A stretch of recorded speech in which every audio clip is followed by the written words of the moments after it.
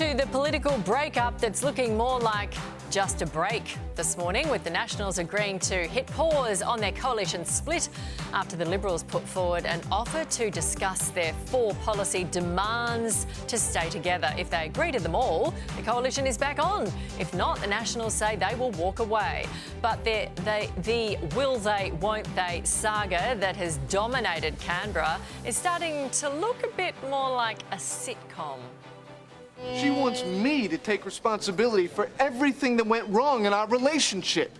I mean, she goes on for 5 pages about how I was unfaithful to her. We were on a break!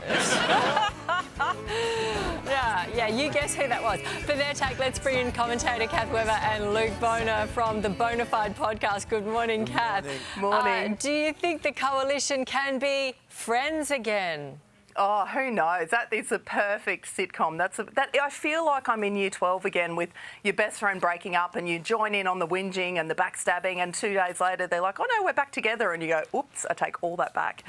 Look, the only winners out of this are the Labor Party and university students who are studying politics, because this is a real-time case study in what not to do. And I think, you know, it really is on show as to what was the urgency in doing this, but also why so publicly. Like, it now makes you think, forget about the next 3 years. I think you've got 6, you're going to need 6 years to be a seriously good opposition. And we're the ones who paid the price for this, because, you know, in a great democracy, you want a very strong opposition. And it just, honestly, I've got whiplash from every day you're waking up going, why is this being played out? This should be the inner machinations of Canberra.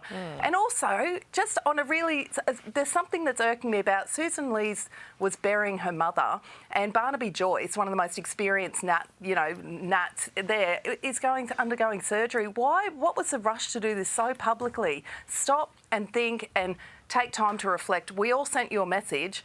Wait for the data to come back before having a tanty and saying, we want these 4 things, when you don't even know if that's what we wanted. Not you, what we wanted as voters. Yeah, you're right. It's really interesting timing that it happened so quickly. And now, Luke, there's sort of talk that Susan Lee then talked to Joyce and McCormack and Chester and went over Little Proud's head. Is Little Proud now in danger of losing his job? It's really hard to keep up. Every politician, and particularly every leader of every party, is always under the pressure of the knife. I don't think that would surprise David Littleproud. But look, here's the problem. Now, I'll tell you what the problem is, and I agree, Cath. To have good government, you need good opposition, and the opposition at the moment's busted. It's absolutely busted, and I don't think they can fix it by 2028. You're right, it could take 6 years. And let's have a look at why the Nationals started in the first place. 1922, Earl Page, who actually went on to become Deputy Prime Minister.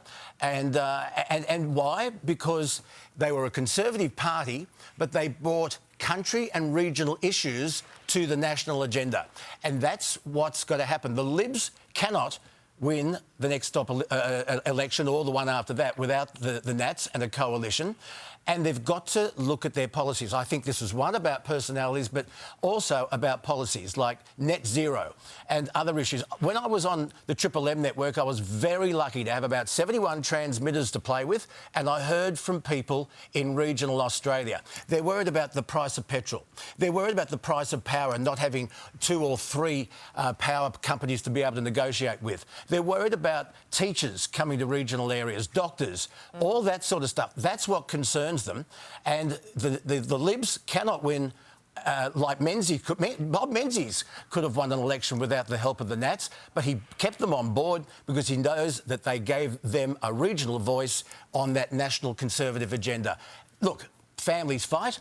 They kiss and make up. Let's hope they do soon and get on with the job of making this government honest and being a decent opposition. Yeah, but you're right. Maybe they should have done all this behind closed doors. Yeah, hard not to. I mean, they've broken up before, 1987. They've broken up before.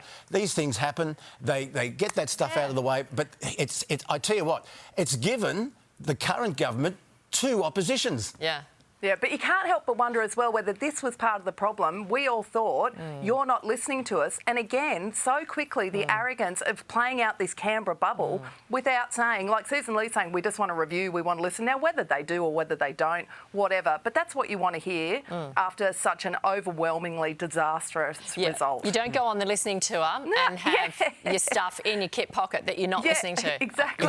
Exactly. OK, moving on. There's a bus ad campaign across the country that's been dubbed a marketing fail and tone deaf. Toothpaste brand White Glow have these ads that read, make the white choice today. And people were quick to slam the campaign. Some say it's very arrogant, very ignorant, very out of touch, casually racist and harmful messaging. Cath, what do you think? Look, you know, normally with these ones I go, oh yeah, they're really sorry, but actually what they really wanted was, yay, we've got national media and everyone's talking about it. But when you read this story, I genuinely don't think they actually did mean to do this. And I think that's part of the problem. But more than anything, whether you find it offensive or not, it's not funny. Where are the clever ads? Where are the good marketing? Like, that's all we watch the Super Bowl for, is just really clever, really witty jingles, ads, something that sticks in your head. This is not it. So I just don't think it's particularly funny either. I know. Look, just because it's a pun doesn't make it funny. Yeah, I don't know if it was meant to be funny, but I can't see how it's offensive. I mean, I can't think of one dentist that advertises brown teeth. So, I mean, you want white teeth. Look, there was a worse one. There was a Nivea ad that said white is pure. And I found another one, more doctors smoke Camels than any other doctor. I mean, How old were they, though? Have times changed? Has this not passed the pub test in today's day and age? I don't think people is care. It just... Yeah, people are not going to care. I don't think people care. People want white teeth. Yeah, but it's not going to stick in your head anyway, though. That's the thing. No, it's not catchy. It's not clever. It's not catchy. It's not clever. offensive. It's not offensive. OK. Yes. There you go. You've had But we're talking about it, so they've won. Yeah, they have. That's a good point. OK, well, tell us what you think on the Sunrise Soapbox this morning. Thank you, guys. We'll see you next week. Here's See you later.